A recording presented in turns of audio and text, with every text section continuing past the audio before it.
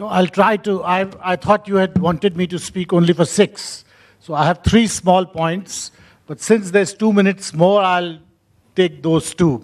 But thank you very much for inviting me, Ambassador. And it's a great pleasure to be here. Will India and Pakistan have good neighborly relations? In other words, I define good neighborly relations as meaning, will we become like Canada and the US? I don't think so.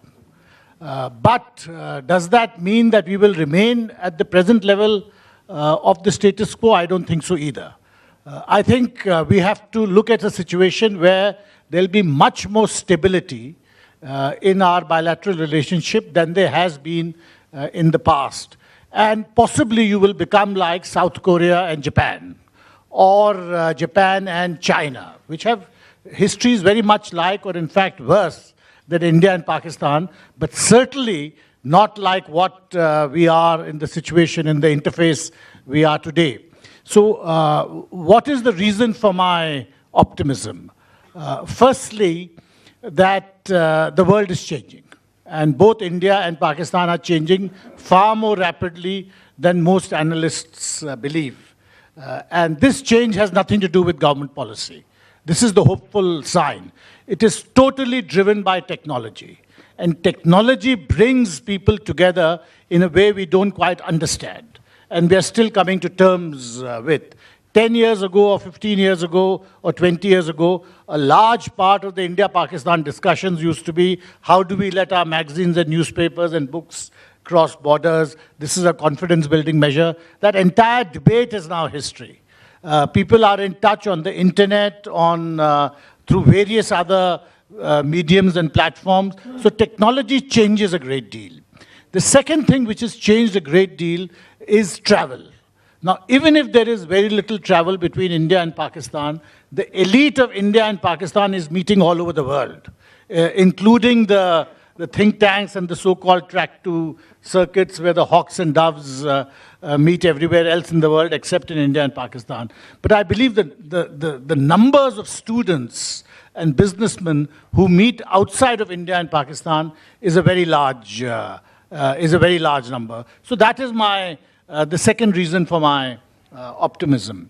The third factor concerns the Pakistan Army. Now, General Kapoor has a very valid point on something which we have discussed a great deal and at some length. But the point is that the Pakistan Army is also changing. And it's not changing for any subjective reasons. It's changing for the same reason as Pakistan society and Pakistan economy is changing. Generals' sons are not going to become generals. They are going to become bankers, or they are going to become industrialists. This changes worldviews in a way which we don't quite understand. I don't want to make a joke about it, but I felt when I first went to Pakistan in 2003, and the driver of my car told me, ki Fauj ab dosti karne wali hai. So I said, why is that? They said, because all the land between Lahore and the border was being colonized by the army and being sold as plots. The army was making money in real estate closer and closer to the Indian border. I thought this was a material change in the situation, and it was brought about by the security which nuclear weapons provides to Pakistan. Because otherwise you're dealing with a humongous neighbor with which you have had an adversarial relationship for most of your life. But nuclear weapons gives to a state like Pakistan, and in many ways it is a garrison state, and I agree with all those assessments about the state of Pakistan and the insecurities of Pakistan and the pathological manner in which those insecurities reflect themselves. But nuclear weapons gives it a security which it did not have earlier.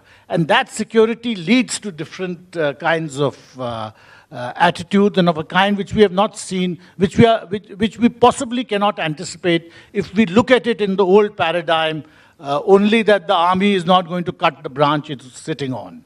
I believe things are changing far more rapidly than we assume.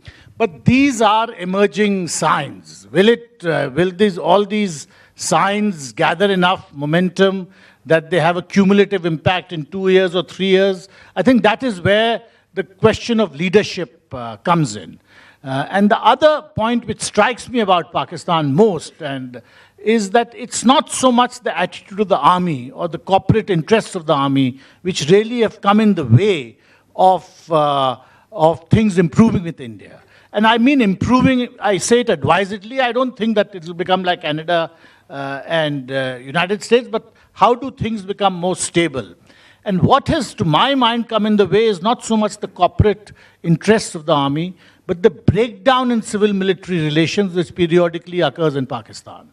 Now, it is that this lack of strength in the political process and the institutional interface in Pakistan, which leads to situations of enormous friction in the civil-military relationship. And if you track the trajectory of India-Pakistan relations in the last 20 years, you'll see this striking coincidence of friction in India-Pakistan relations with tremendous institutional frictions in the civil-military interface. Certainly, if you see Nawaz Sharif, I mean, very clearly someone for the last 25 years, if his track record says something, it is that regardless of what else he does or doesn't do, he wants to make forward moves with India. But he had a chance in 2014, but why was he not able to capitalize on that? Clearly, there were problems which had nothing to do with India between him and the military. And the symptoms of that were very evident, the Musharraf trial and so on and so forth. But even earlier, if you go back, what interrupted the 2004-2007 process? It was the Mumbai attack. But what had happened in civil-military relations between 2007 and 2008, which interrupted it so dramatically?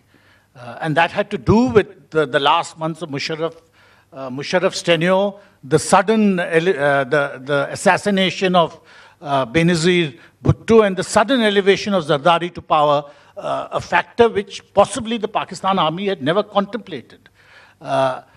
And to my mind, you can track these, if you track these two different unrelated factors, you will get sometimes an explanation of what explains the breakdown in India-Pakistan relations. Will civil-military relations in Pakistan improve? So I think will remain the $64 million question. If they don't improve, I don't see any major breakthroughs.